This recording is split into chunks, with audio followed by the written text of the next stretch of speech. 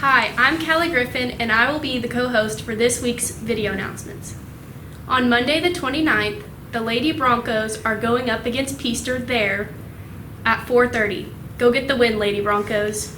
There's also a 6 p.m. band practice in the band hall.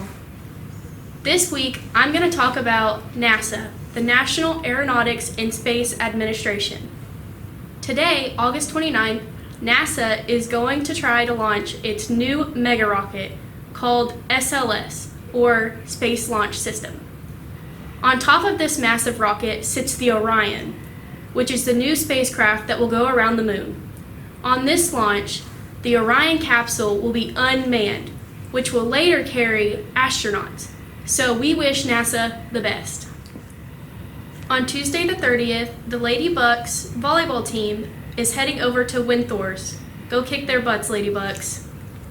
Also, this day in history, in 1983, G.S. Bluford Jr. is the first African American to travel into space, serving as mission specialist aboard the shuttle Orbiter Challenger. Later flew on other missions as well. On Wednesday the 31st, there is a high school and junior high school cross-country meet at Brownwood High School, starting at 9:30. Go Bucks and Broncos. On this day in history, in 2016, NASA's Juno mission successfully executed its first of 36 orbital flybys of Jupiter, the gas giant planet.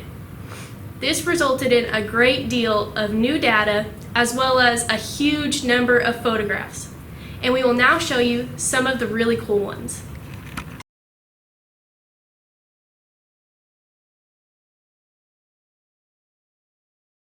On Thursday the 1st, we have the Bronco football season opener versus Childress played there. And the JV football game also has a game versus Childress, but it's played at home and kickoff will be at 5.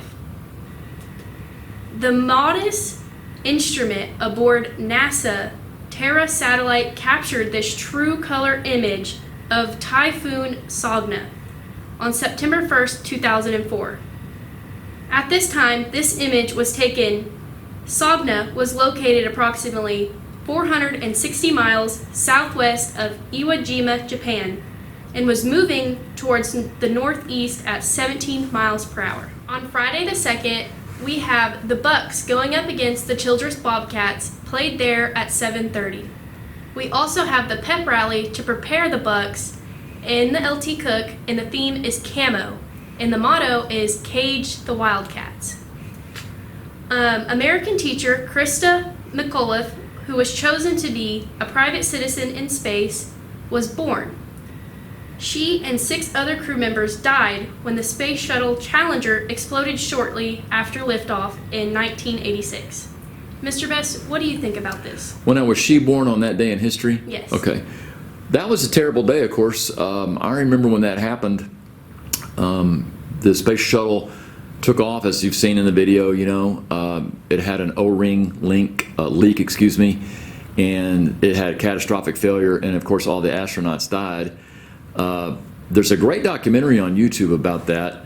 One of the things that NASA learned on that, and everybody, is that engineering is kind of an if P then Q logic chain, and people made bad decisions on that, and they also did on the Columbia disaster. So that was a terrible tragedy, and we regret that it happened.